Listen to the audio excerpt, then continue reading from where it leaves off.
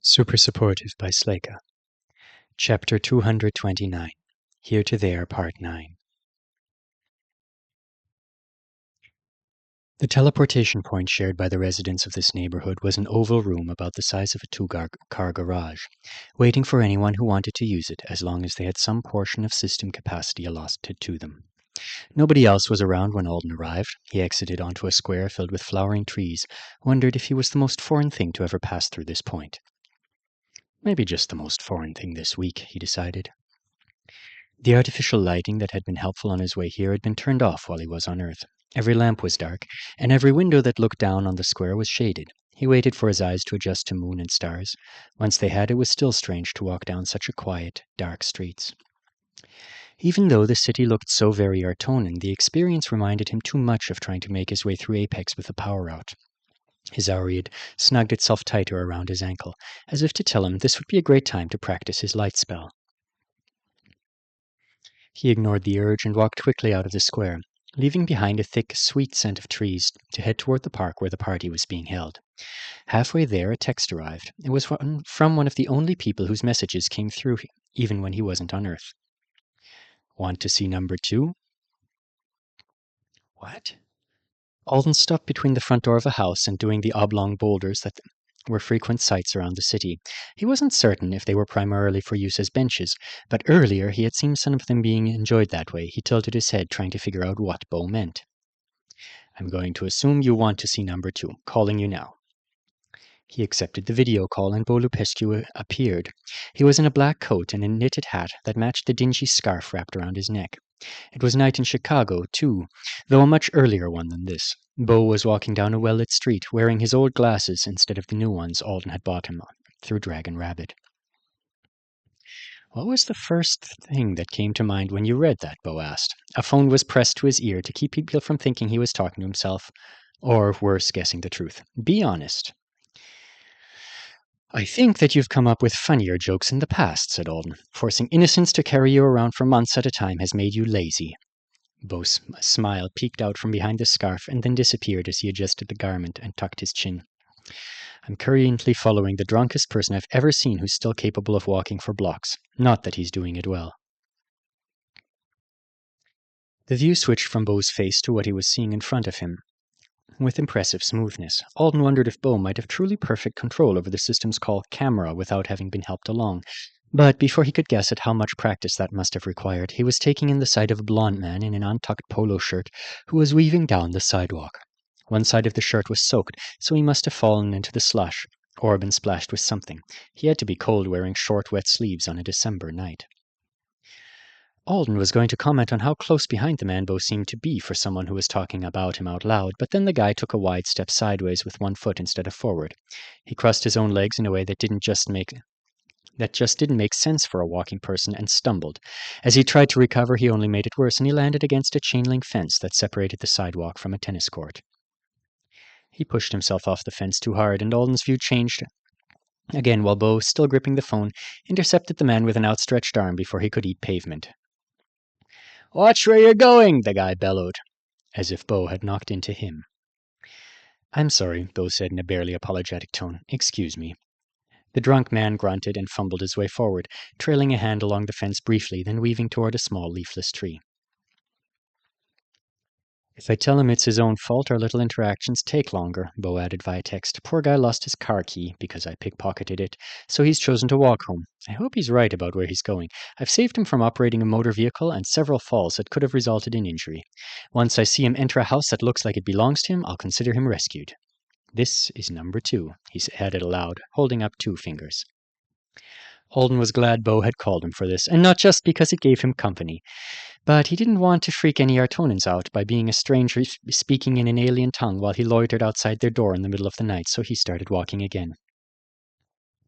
Thank you for including me. You're doing your good deeds on a Friday night. That's extra heroic. I know. My active social life is sure to take a hit from this. Alden had been thinking more about how Bo was missing the chance to devote the night to bringing an entire series of something on to binge an entire series of something on TV. Number 2 is lucky you ran into him. Luck? Bo scoffed. Luck had nothing to do with it. I walked around for over an hour before I found someone in a manageable amount of distress that was still bad enough for me to count it. That would sound so crazy without context. It sounds crazy with context, too. You know, I can't call police or ambulances to deal with things. I found two situations that might have warranted it. That's what I mean by manageable. Alden hadn't thought about the precise number of people an empath walking around a major city in search of distress might find. He wasn't sure if two emergency situations were more or less than he should have expected. Does that bother you? He asked. Bo had looked a little bothered as he texted it. Maybe there's a way for you to... I'm used to being a scumbag type, remember? Bo said in a dismissive tone that Alden didn't buy. And there's no way to report everything I find without drawing attention, even anonymously. If I'm too good at locating trouble, I'll just be creating a mystery. And what will people trying to figure out what that mystery naturally think I am? That has to be frustrating. I've decided to allow myself one or two anonymous reports a year. No more. You are not a scumbag. They were both distracted for a second by the drunk man wobbling backwards like he was about to fall. He came into view again for Alden as Bo stepped forward. Bo was positioned to intercept, but it wasn't necessary this time. The man seemed to defy physics to straighten up on his own. Alden could hear laughter coming from somewhere around Bo. Is someone laughing at number two or something else? Number two, Bo said. It's a couple of smug frat guys who will probably be just this wasted before morning, and a third insecure frat guy who felt uncomfortable but laughed anyway because he wants the other two to think he's one of the pack. What's on your face? And where are you? I thought you'd be doing one of your post-gym rituals with the roommates. Alden had hoped they'd get to hang out for another few minutes before Bo asked. It's paint for a ritual, he said. So kinda similar. I'm helping Stuart, his cousin, and her friends out with a fun, productive thing, like a migration of some ordinary class members. The ritual involves a few hundred Artonans and a master wizard who calls us all ingredients, but it's safe for humans. Bo stopped walking. Number two will get away, said Alden. Don't leave him. Why do you still have your interface set so that I can't tell when I'm calling you on another planet? Because I want to talk to you, and if you know calls are going to be long distance, you might decide not to make one. Because the calls cost a friggin' fortune, Alden. Which I have, Alden pointed out. It's not like this is going to put that much of a dent in it as all those charitable donations you helped me make the other day. Bo glared at him. Alden shrugged. I want to buy what I want to buy. Sometimes what I want to buy is access to your renowned conversation skills. This trip isn't even for healing. It's a social visit. You spend too much time around people who you of all people, should be avoiding. I know. If he said more, especially if he said that he spent a lot of time thinking about what would happen if he told Stuart he was a wizard, this chat would turn into something very different. And this wasn't the time or planet for it, so he should leave it there. They're like me, he said. Stuart's cousin and her friends, a little like me, wizards with skills. Bo still wasn't moving. Anyway, I'm just here for the party, and then I'll be back on Earth, Alden said. The big moving day I've been helping with is over now. Please go help number two. What if he's about to fall in front of a car? What are you thinking, Alden? Nothing that should make you look at me like that. I was just giving you context for what might otherwise seem crazy. I'm here for a party. I'm supposed to be thinking about home for a ritual, and I can't come up with much. Hope you won't hang up on me, or I'll let number two die. Bo started moving again. A short while later, they found out that he and number two really were right about the corner from the place where the man lived. Alden made it to the park, a triangular slice of nature that cut through the city, around the same time that number two entered his apartment. Bo was watching from down the hall as someone who might have been the man's father helped him in. He's sad and resigned, Bo said, the older guy. I guess number two is like this pretty often. That must be hard on the people who care about him. Thanks for letting me come along. It was a little fun, Bo said. You have a more heroic glow about you now. That's oily skin. Alden, they're not like you. Even if they are, they aren't, because they're not avowed. You don't have to remind me of things that are that obvious. We can talk about it later if you want. Don't do anything stupid. I'm going to an Artonan party, he said lightly. What could possibly go wrong? The party pavilion was separated from the rest of the park by a vegetation barrier. From a distance, approaching down a gentle slope, Alden could see the umbrella-shaped roof of the building. The golden spike at the top twinkled brightly to indicate festivities were underway. But as he drew closer, it was hidden from view by towering, paddle-shaped plants. They reminded him of oversized cacti, only with dimples instead of needles. The petals were twice his height, and they grew straight up from the ground in clusters of 2 or 3, forming the walls of the large area that surrounded the pavilion. Walking between the plants made Alden think of mazes. though the layout wasn't designed to get a person lost. Winding approaches to the pavilion were marked by paths made of narrow wood boards, so that even the most befuddled partygoers could find their way back to the center of the action, if they wanted to, after doing whatever had brought them out here. Alden hadn't spared much thought for why the garden area was arranged in this way earlier, but now it was obvious that this was an extension of the partying facilities. The walls of the plants created several layers of semi-primitive nooks, most of them shaped like half-moons, extending outward from the pavilion. Those nooks were very useful if you wanted to slip away with a small group and a giant hookah, or you wanted to cuddle on the grass with someone, or if you wanted to dig a hole and bury some braided hair in it while you and your pal giggled about it. Those were all things Alden caught glimpses of while he made his way to his destination, and he couldn't even see around most of the paddle plants from the wooden path. The pavilion itself had sliding glass walls all the way around, and when Alden stepped out from the last cluster of plants, the side facing him was open. He could see the party raging within, and it was looking wilder than when he'd left. Does it qualify as thunderous yet? It looks thunderous. Close to him, a couple of people were fighting while they rode on the shoulders of two others who were clearly yelling, but no sound escaped from the pavilion to mar the peaceful night beyond its walls. Alden found the effect surreal. He was near enough that he could smell the food inside, yet the sounds of the funny-looking fight and the shouts of the people watching were missing. He felt like he was staring at them through a screen, on mute. He kept staring, though, because the battle was so unique. Each combatant wore a white shirt and a white band around their forehead. Their fingers were wet with red dye, and whatever the people carrying them called out, they jabbed at each other with a single finger on each hand, trying to mark the clothes.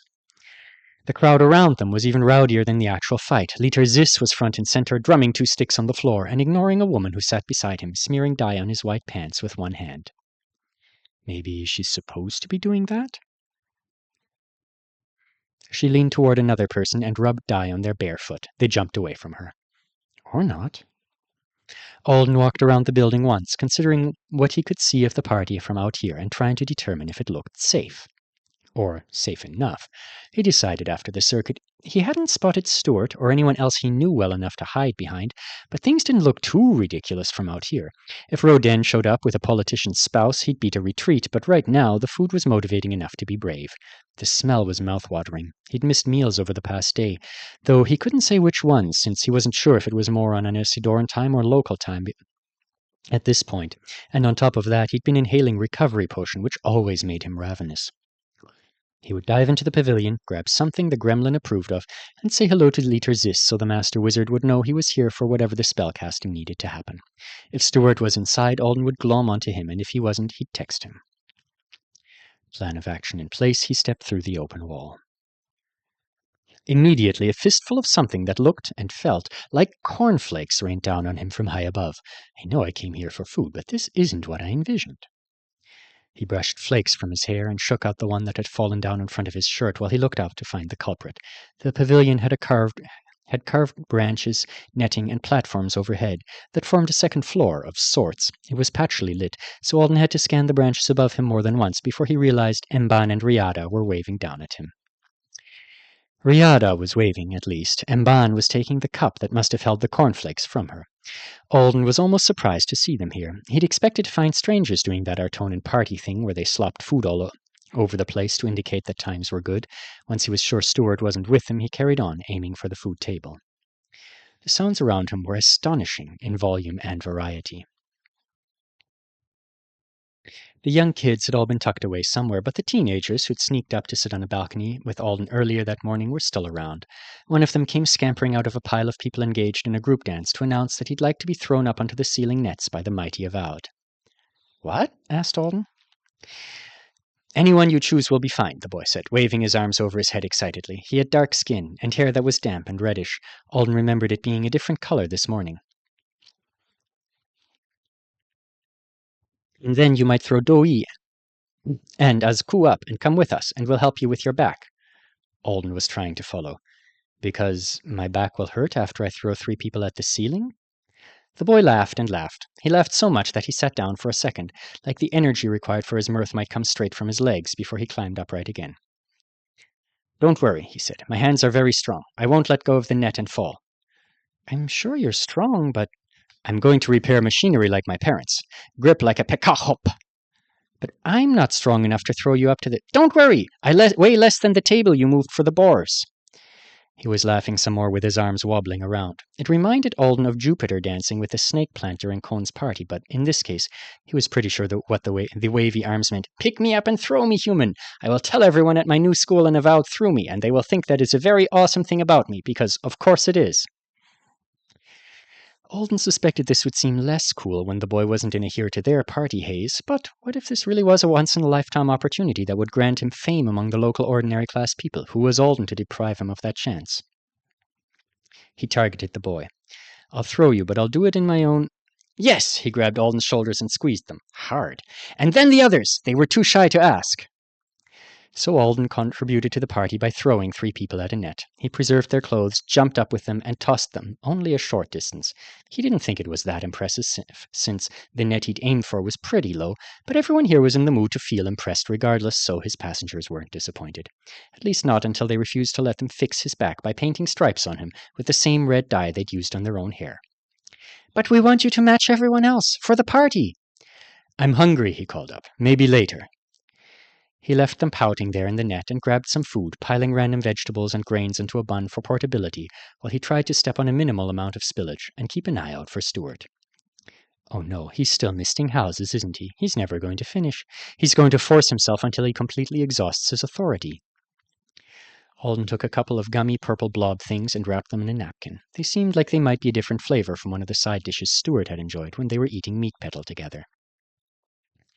Now I just need to let Leader Zis know I'm back in case nobody told him. This simple plan fell to ruin a moment later when a silver ball rolled to a stop in front of him, marking him as the central character for the dancing group's next song. He had no idea what to do as they encircled him, spinning, kicking, and calling for him to shout the shout and roll the ball, like those were comprehensible instructions.